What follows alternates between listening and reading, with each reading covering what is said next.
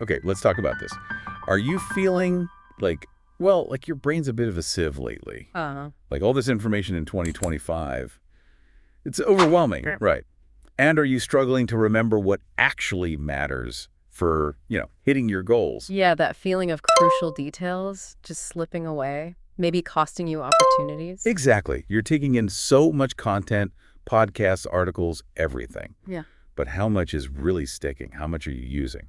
Well, that's where we come in today. Think of this as your lifeline. We're diving deep into the really actionable memory-boosting gold from How to Improve Memory, the Ultimate Mind Power Manual. Yeah, by the Success Sculpting Coach. And like you said, this isn't going to be your standard kind of dry summary. Definitely not. We've pulled out the most potent strategies, the real heavy hitters from the manual, Yeah. and we're basically re-engineering them, turning them into your personal action blueprint for crushing it in 2025. Cognitive upgrade. I like that. Exactly. A necessary one, I'd argue.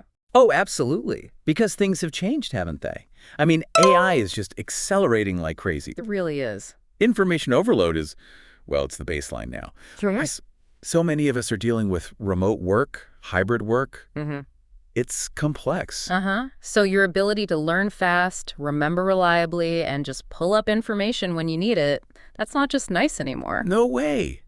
It's your competitive edge. It's the edge, maybe. Yeah. You listening right now. So our mission today, let's weaponize that memory of yours. Okay, let's do it. Where do we start? All right, so the first big insight from the book, it really challenges how most of us think about our brains. Okay. Forget that old idea of having a fixed amount of brain power that just declines inevitably as you get older. Right, the whole it's downhill after 40 thing. Exactly. I mean, yeah, age-related memory changes are real, they happen, but the book stresses they're not necessarily a done deal, not inevitable. Okay, so what's the alternative view? It's all about this core principle, neuroplasticity. Think of it like use it or evolve it. Your brain isn't static. It actively changes. It rewires itself based on what you consistently feed it, what you learn, what you do. Use it or evolve it. I like that better than use it or lose it. It's more proactive. It is. So connecting this to 2025, just passively scrolling through feeds, listening to things without really engaging. Yeah. It just won't cut it anymore.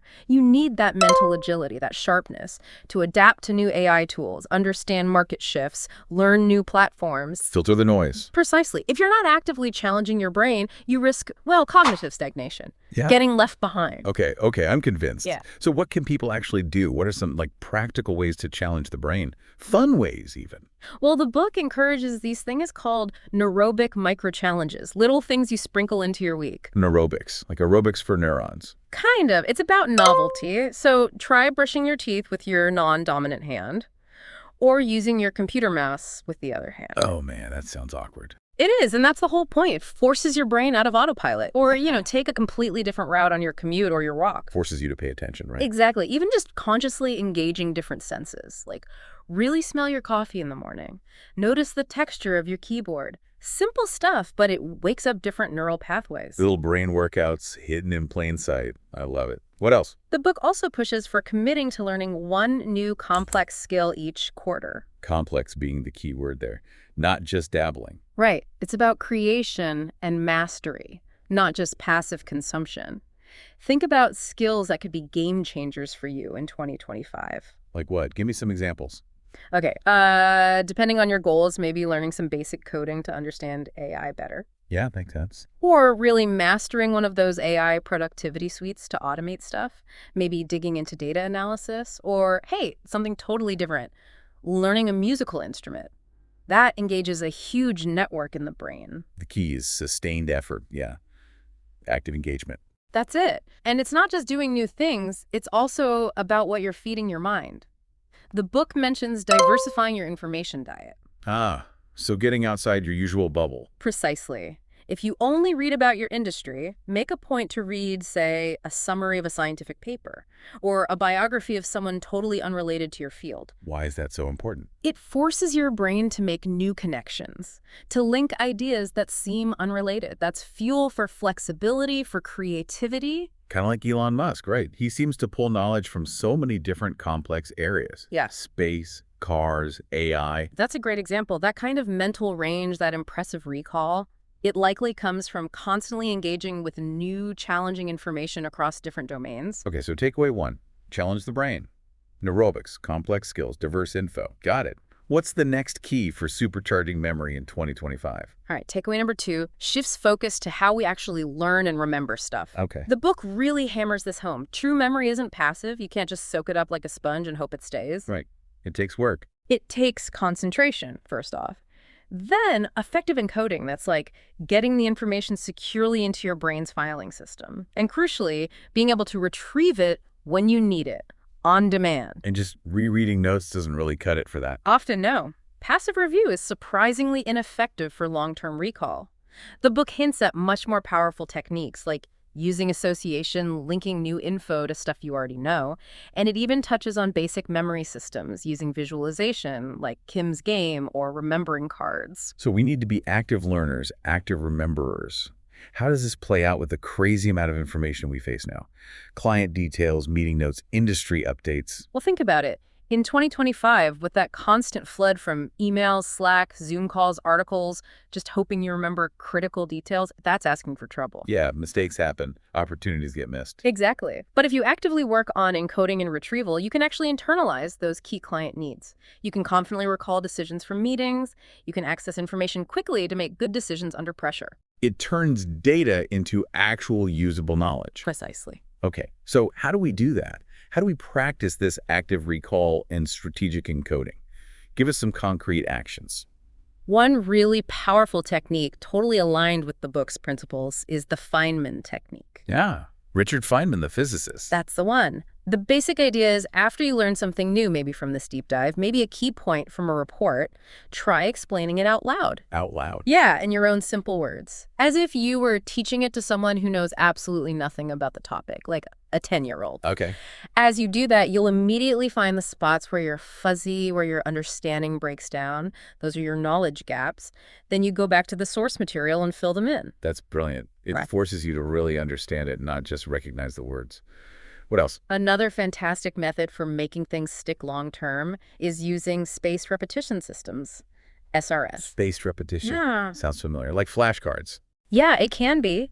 Think digital tools like Anki, or even just good old physical flashcards. The core idea is strategic timing. How does that work? You review information at increasing intervals. You see stuff you're learning more often at first. Then, as you get it right, the time until the next review gets longer and longer. So it interrupts the forgetting process just at the right moment. Exactly. It leverages how our brains naturally forget, strengthening the memory trace really efficiently right when it's most needed. Great for critical facts, concepts, names, anything you absolutely need to lock in. Okay, Feynman technique, spaced repetition. What about right after learning something new, like immediately after a meeting? Immediate summarization. This is key. Right after that meeting or webinar, whatever it was, take like 3 to 5 minutes. And do what? Just actively recall the main takeaways, the action items, from memory only, before you look at your notes. Force the retrieval first. Yes. Then check your notes. See what you missed, reinforce those points. It solidifies things really quickly. Super efficient. Okay, one more thing here. What about remembering specific things, like names or client needs? You mentioned association earlier. Right, strategic association. When you encounter vital info, consciously create a vivid mental image. Make it memorable, maybe even a bit weird or funny. Okay. And link that new information directly to something you already know really well. The more unusual or emotional the image, the stronger the hook. So if I meet Bob Green, who loves golf, I could picture him swinging a giant green golf club. Perfect. The crazier the better sometimes. Think about someone like Warren Buffett. Yeah. His legendary ability to recall tons of company data, it's probably not a photographic memory. It's decades of practiced active recall and linking new financial details to his massive existing knowledge base. It's a learned skill. Okay, active recall, strategic encoding. Powerful stuff. Now, the book doesn't just focus on mental techniques, right? It talks about the physical side, too. Oh, absolutely. That's our third major takeaway. Chapter 5 and other parts really drill down on the undeniable link between physical health and cognitive function. Makes sense. Body and mind connection. Totally. It talks specifically about eating balanced meals, getting enough omega-3s, B vitamins, the good stuff for your brain. And sleep, I bet. Huge emphasis on sleep. Also fresh air, regular exercise.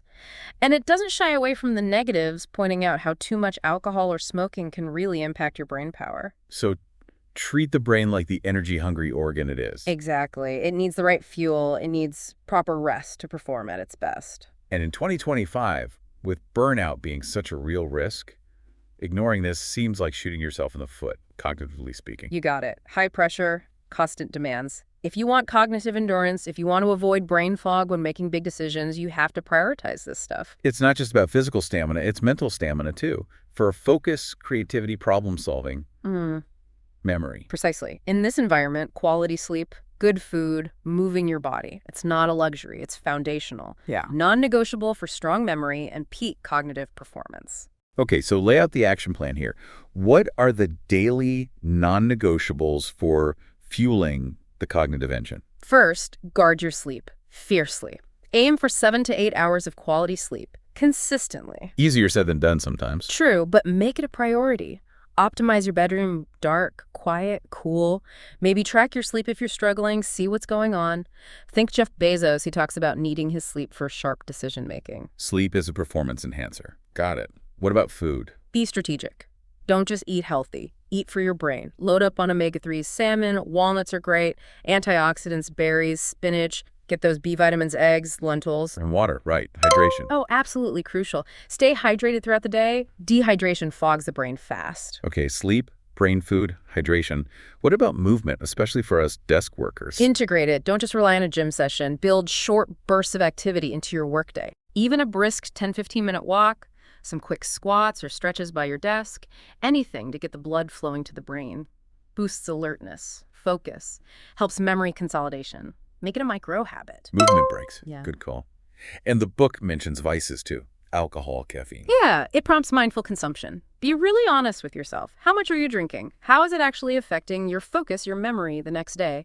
Maybe experiment with cutting back. See how you feel. Self-awareness there. Definitely. It's like top athletes, right? LeBron James invests massively in sleep, nutrition, recovery. Yeah. They know that mind-body connection is critical for peak performance under pressure.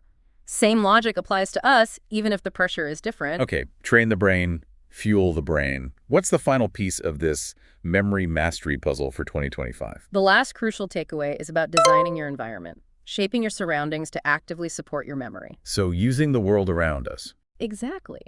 The book mentions things like aid locators for finding your parked car, but it's a broader idea.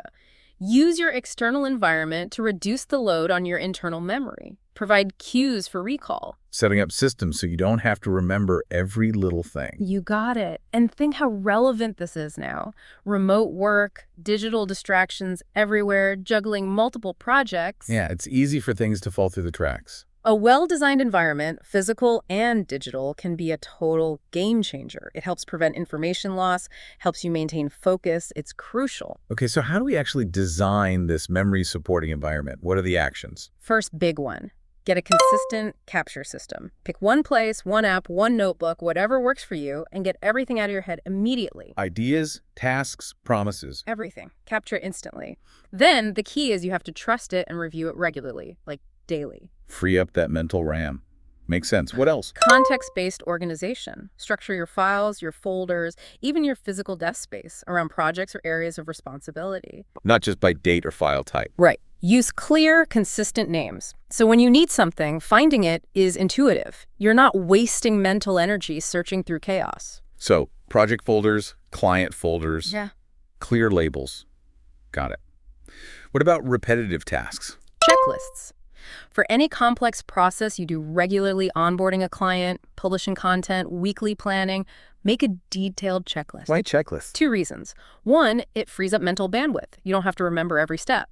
2, it drastically cuts down on errors caused by forgetting something simple. Offload the routine stuff. Smart. And Clutter. Physical and digital. huge impact. Schedule a regular decluttering ritual, maybe 15 minutes every Friday. Tidy your physical desk, yes, but also your digital desktop, your downloads folder, your inbox. Visual clutter equals mental clutter. Absolutely. It fragments your attention, makes it harder to focus and recall. Tidy space, tidy your mind. It's actually true. Okay. Any final environmental tips? Visual cues. Definitely. Use them strategically. Put important reminders, key goals, project deadlines where you'll see them constantly. Whiteboards, sticky notes on your monitor, a digital dashboard. Keep critical info visible. Exactly. Make it easy for your brain. Don't make it hunt for essential stuff. It's like people who use systems like GTD, getting things done. Yeah. The core idea is similar. Externalize commitments and information into a trusted system so your mind is free for the important work thinking, solving problems, being creative, not just remembering your to-do list. So designing your environment is like building an external brain to support your internal one. That's a great way to put it. It significantly enhances your overall memory capability. Okay, so let's wrap this up. Mastering memory in 2025. It's not magic. No quick fix now. It's about seeing your brain as your number one asset, right? Yeah. And then intentionally, consistently doing these things, training it, fueling it, supporting it with your environment. It's a big shift, moving from just passively consuming information to being an active architect of your own knowledge, your own success. And the really powerful message here, the takeaway from how to improve memory for right now, for 2025. It's that your cognitive capacity isn't fixed.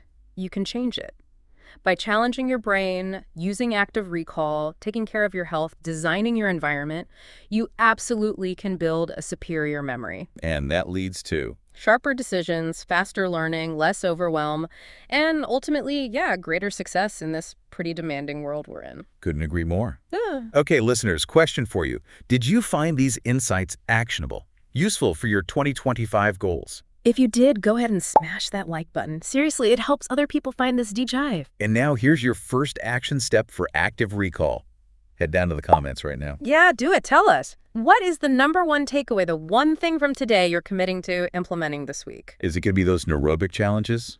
Trying the Feynman technique after your next big learning session? Maybe finally making sleep non-negotiable? Share it. Let's build some momentum, some accountability right here in the comments. And hey, if you're serious about leveling up your thinking, your memory, and you want more deep dives into books and strategies like this to really crush 2025. Make sure you subscribe and hit that notification bell so you don't miss what's coming next. Your future sharper self is definitely going to thank you for it. Go out there and make those memories count.